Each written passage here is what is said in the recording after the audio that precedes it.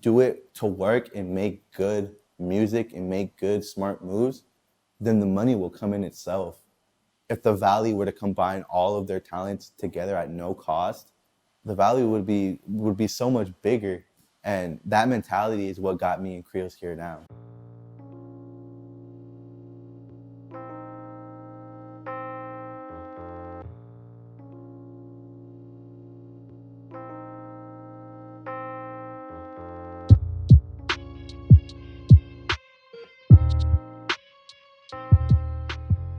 My name is Armando Maldonado, aka call me AM. That's what I go by. Originally, I wanted to go by Armando Maldonado as my artist name because I really wanted to be known like for me, for my actual name, and not have to like, you know, deal with the whole two different people type of thing, the rapper one and then just the regular one. I was born in Toppenish, here in Washington, and then I lived a small part of my life in Yakima. But then my mom ended up having to get surgery on her eyes because she went blind. Something like it was something really bad. I can't fully remember. I mean, I was really small at the time. We ended up having to move back to Toppenish. We used to live on 7th Street in Yakima, and then we ended up moving back to Toppenish because the house that my mom currently lives in right now, that used to be my grandma's house. So we moved into there. You know, my mom and dad weren't always together. Like there's been times where like where we would wake up to hearing like arguing and stuff like that. And most people would think like, me looking back on it and seeing like how it was getting, it's like it's a good thing like my mom left. It's a good thing that she made the decision to go out on her own, because it just seems like normally you have your kids saying like, man, I wish mom and dad were together. Like for us, it was a little different. Like it was kind of like where it's like, fuck, like maybe it'd be better off if they weren't together. Music just helps me get through a lot of that stuff. Rather if it's listening to it or rather if it's making it. It just helps me cope with everything. It brings me peace. A lot of times where there's arguments and there's certain like situations I can handle and I walk out on it because I need my peace, and I just walk out. I just need to be alone. I play music off my phone, whatever. But I guess you could say in a way, music is like my best friend. And music just did a lot, because listening to all these artists that I could relate to, it made me want to do this same thing and relate to other people. So I was just confused, on everything that was going on, who I was, like this thing so-called life, the future. I was scared, bro, because even in elementary, like I wouldn't even try to do my homework. My mom wasn't focused on us in school because she was dealing with that, with the whole argument thing going on, or she was working. My mom, we bump heads a lot. My dad kind of influenced me to like not be like him, because my dad would tell me, he's like, I don't want you to be like me. My dad, he's went down the wrong path multiple times, where he's had to bounce back multiple times and stuff like that. My dad just not always being there, it's just like that just influenced me to be what he wasn't. My dad has done, some things for me. He's helped me, but not as much as my mom and my sister and, a lot of my other family members as well. My mom is a big part that influences me, because she doesn't influence me like, she influences me in a good way, but I treat it negative, because like the only way she influenced me is from regret, because of the things I put her through, the things I've said to her. That's my biggest influence, because I have a lot of regret, and my dad tells me too, he's like, don't take your mother for granted, because my dad lost his mother before, so he's dealt with that, and he tells me, he gets mad, when he finds out that I talked to my mom in a bad way. But yeah, my mom is a big influence, because she made me realize things that I shouldn't have done, and like I realized the things that I've said, and my regret just like makes me open my eyes more. I feel like I owe her a lot now. I owe her more than what I'll ever be able to give her. So that's my biggest influence. And I regret a lot of things with my mom.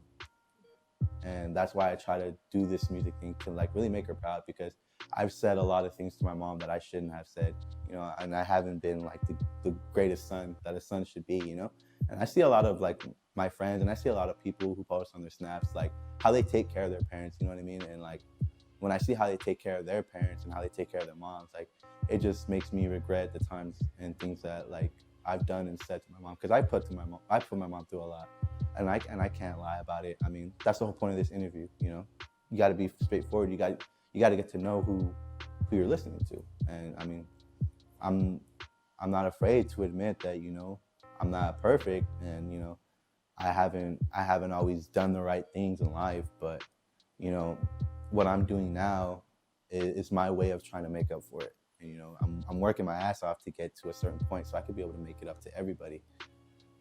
I didn't know I really wanted to get into music until I was in the 3rd grade. I would start writing other people's lyrics, like famous people. Around that time, that's when Lil Wayne was coming out, with the Carter trilogies. That's when Drake was coming out with, he came out with October's Very Own, Thank Me Later. Kanye West came out with 808 Heartbreak. And my brother was making music at that time. And I remember, he was so obsessed with Kanye West, Lil Wayne, all the greats, The Game, so many classics around that time that I can remember. And he always had like, the CDs. He always knew where to get the good music. And that's what really like made me like want to be more with him. You know what I mean? Because he introduced me to really good music. He introduced me to that. So from 3rd grade up to 7th grade, I was writing, the lyrics of all these great rappers from those times. And simply because I wanted to just learn the songs. Like I was so like, I just wanted to learn every lyric of the song. Like when the song came on or played on the radio or whatever, I wanted to be able to rap the whole song through, you know what I mean? Just because of how into music and into those artists I was. So by the time I got to 7th grade, and I really wanted to say, fuck it, I want to start writing my own lyrics. I started writing lyrics, and I started just showing it to people in class, and they were just like, like, yo, like these are cool, these are really good, why don't you try making music? And I don't know, I was still shy, you know what I mean? I was still really a shy kid, because at that time, like I was just kind of like just a normal peer to my peers,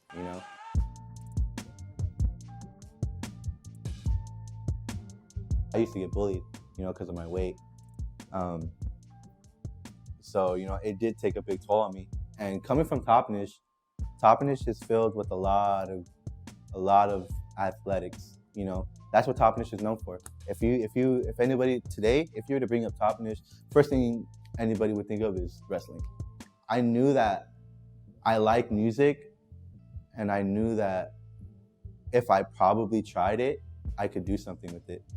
And 8th grade, when I started, doing all that, that's what really gave me the motivation. When I started performing at the karaoke's, and I went from the karaoke's in the cafeteria to performing at the end of the year, then moving on to high school, going to classes and hosting classes, talking about music, and then getting invited every year, almost every year back to perform for the school,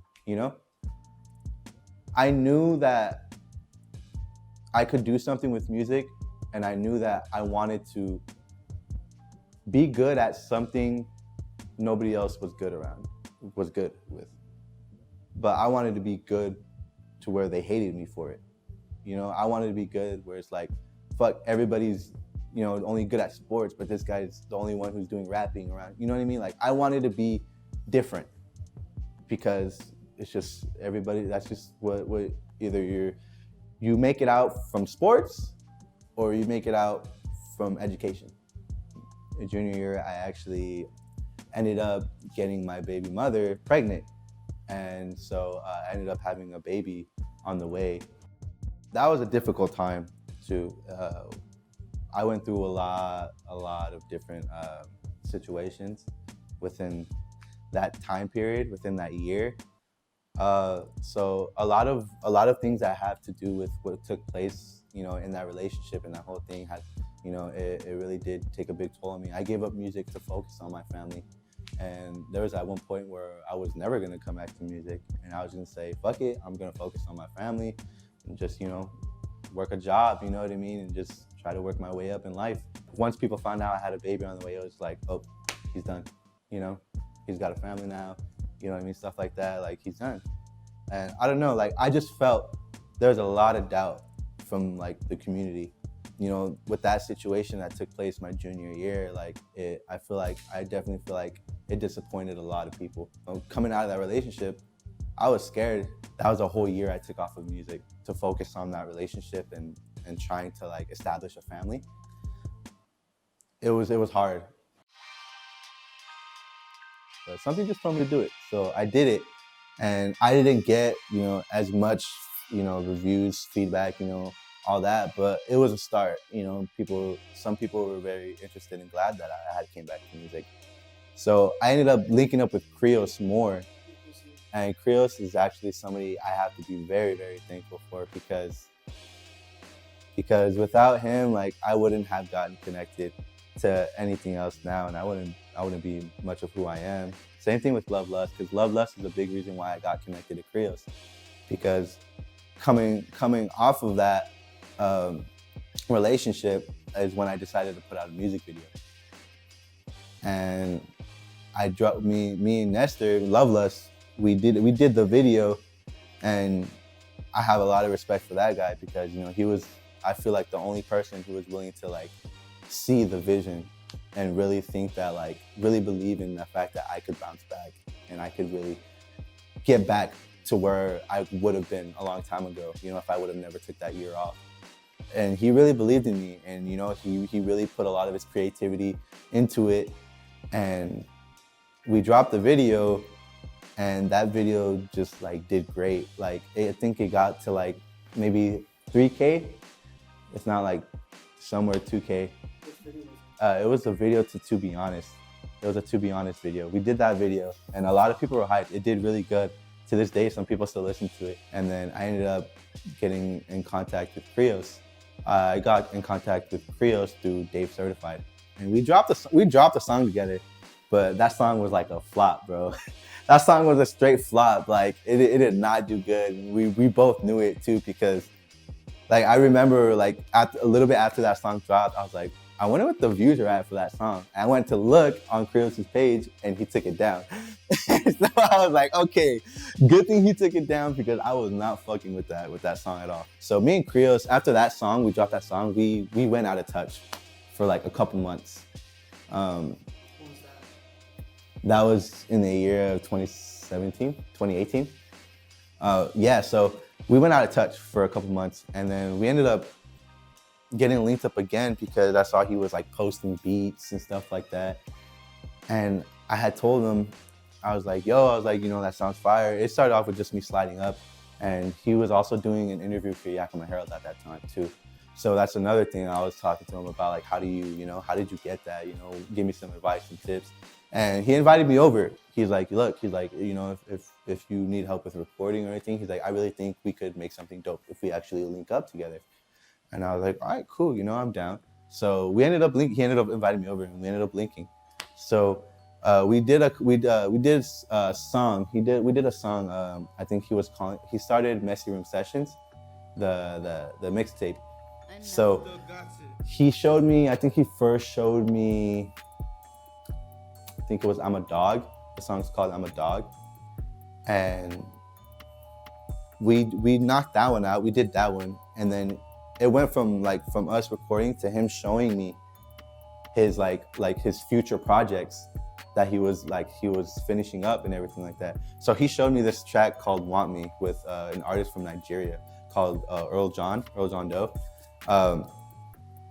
And he was playing it, and I asked him, I was like, he was telling me, he was like, it was supposed to be him, the first verse, I think. And then the second verse came in, and it was just like, it was an empty slot. So I just started rapping, because I had verses ready. I had written verses ready for everything. So I just started rapping a verse, onto that beat. And then he stopped it and he was like, all right, we're gonna record that. Next thing you know, I ended up being on like 3 songs off of that tape. And those 3 songs, and I think one of his own, had got like the stars on iTunes, like certified star. And he saw that, and then he came up with this idea of starting Messy Room Records. We're just talking about ideas, business, you know, what we got to do, people we got to get linked into, marketing strategies, you know, how to build connects, things like that. Really kind of mapping it out before we actually get into the action. Now, we're combined with multiple different talents around the valley. And it's crazy because it all started off with Krios, with Nestor.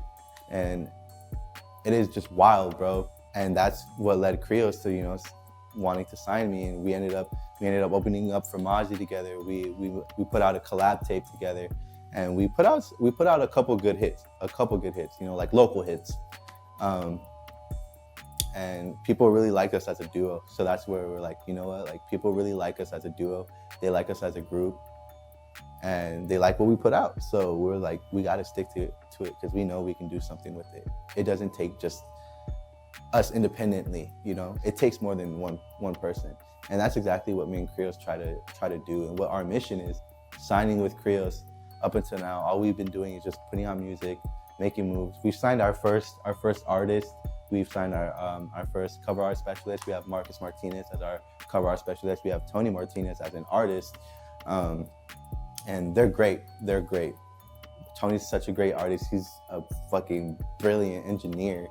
I'll tell you that. Marcus, I don't know how someone as young as Marcus has the talent that he has. And together we're really doing something, and we really feel like we're really gonna show the valley, you know, that it's not always about the money.